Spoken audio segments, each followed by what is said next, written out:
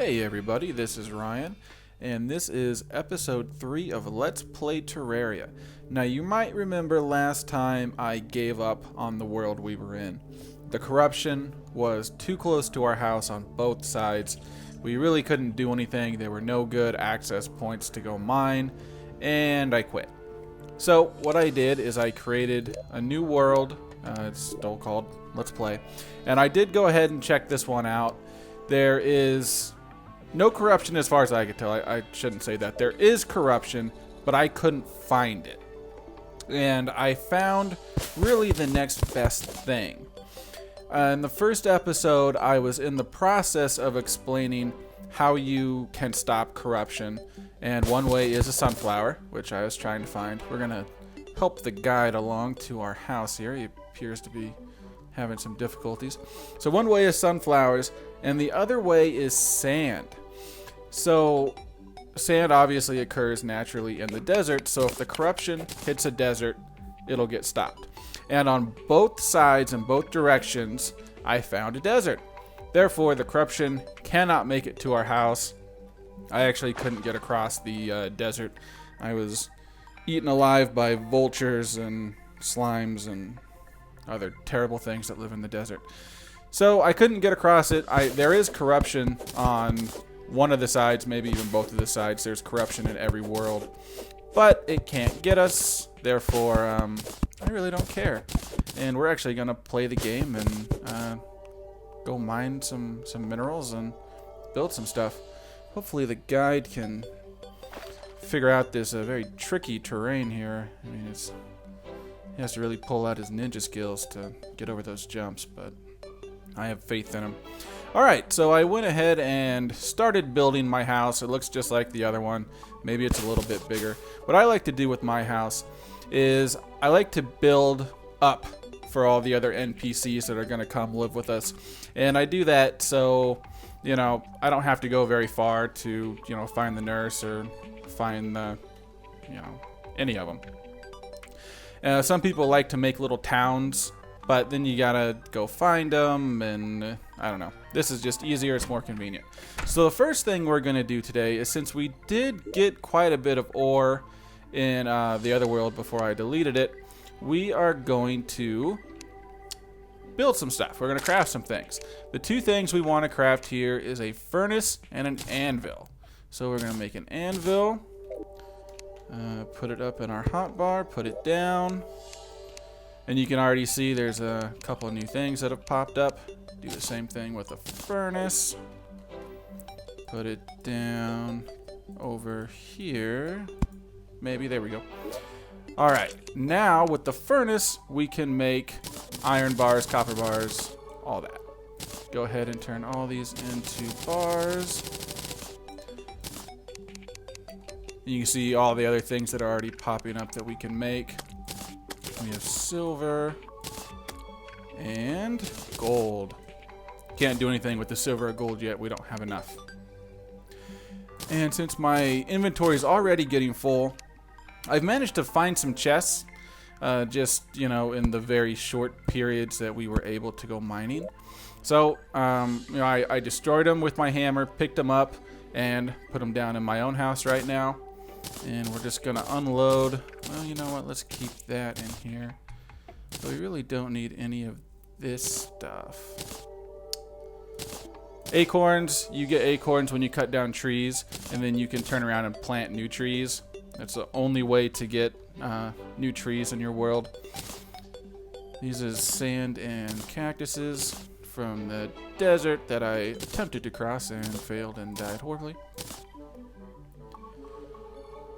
One of the things I like to do is, you might look at these trees over here and they're really tall and they're kind of cool. Well, if you plant new trees, they're not going to become this tall. They might become probably this tall. Maybe a few are going to get a little bit taller, but not like these really big ones. So if I need wood, I either do it far away from my house, or I'll actually create a new world and I'll go harvest the trees from that one and then just delete the world and go back into mine. Just because I like the look of the taller trees, and once you cut them down, you can't get them back. So just kind of something to think about. Alright, we've unloaded some stuff out of here. Go ahead and combine that. Can't do anything. Okay, let's see what else we can craft. Come back over here. Now, I absolutely hate the copper sword we have. So I am going to make an iron broadsword, which will make a huge difference. And since I did that, I cannot make any iron armor, but we can make some copper armor. Well, we can make one piece of copper armor. So we made a helmet, and we're going to equip it. You can see my appearance changed. I have this awesome little hat now that looks absolutely amazing. So we got that equipped. Iron chain. We will use the iron chain once we make a hook. That probably won't be for a while. You have to get a special item drop from skeletons that are kind of deep underground, and it's a rare drop. But the hook makes traveling around so much easier. Once again, I failed to start my timer. Dang it. Well, let's go for, we'll go for a couple more minutes here. You can see, like, the bucket. You use a bucket to transport water and lava. Then they have, a trash can, a toilet, cooking pot. These are all just things to put around your house to make your house feel more lived in. Sign, you can write on the signs. That's about all they're good for. Wood platforms. We actually want some of these. When we go back underground, it can be kind of hard to travel. So we're going to get some of those. Might as well get some more torches while I'm in the menu. Let's see if there's anything else we can do or that we would need.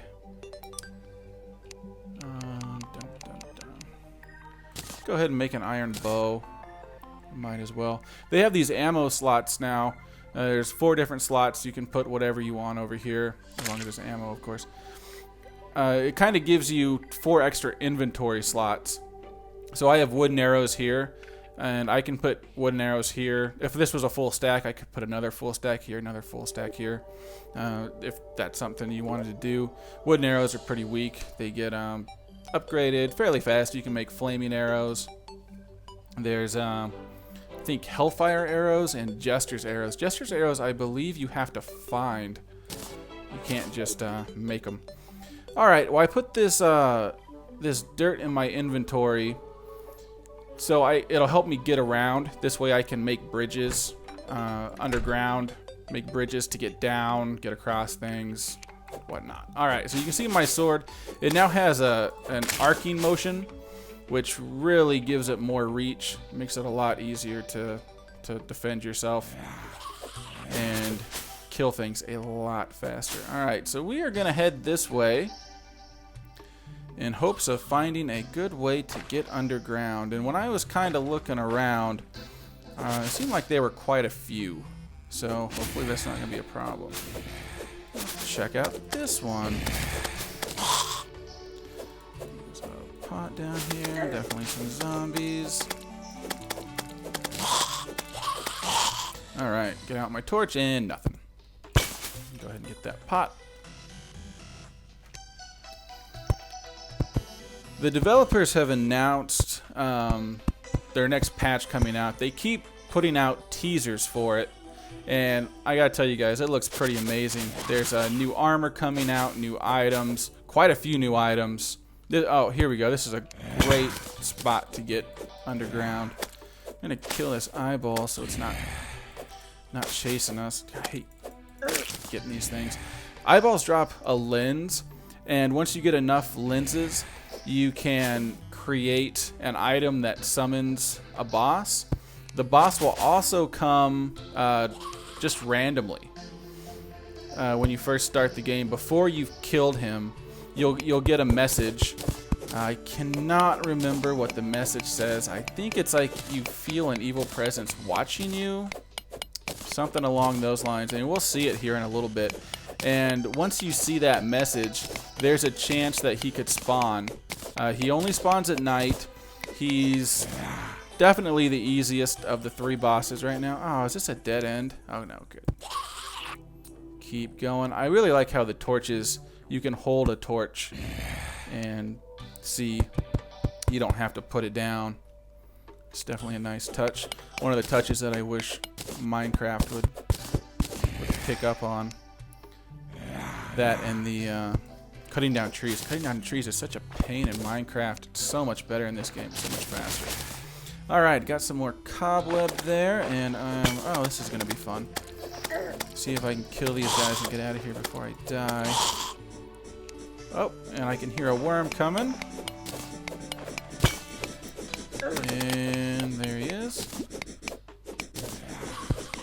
Worms, you really want to get a direct hit on their head, just like that. You do that, they die instantly, except for the worm boss. He's actually a pretty cool boss. It'll be fun to fight him. You have to kill each segment of his body. He's just kind of a fun boss to fight. Alright, you can hear the music changed. Well, it changed for a second, then it went back. But that means we're just getting down further. I'm not going to worry about that one piece of copper up there. I never really finished my thought on the cobweb. What the cobweb does is it lets you make silk, and then with silk you can make banners and you can make a bed. And the bed lets you change your spawn point, so that way I can spawn in my house instead of having to climb that stupid hill every time. Alright, well, since I forgot to set my timer, I'm going to go ahead and end this video here. We're finally getting into the game. We can finally go down and find some stuff and, you know, actually see what this game's all about. So, everybody, thank you so much for watching, and I hope to see you again next time. Bye, everybody.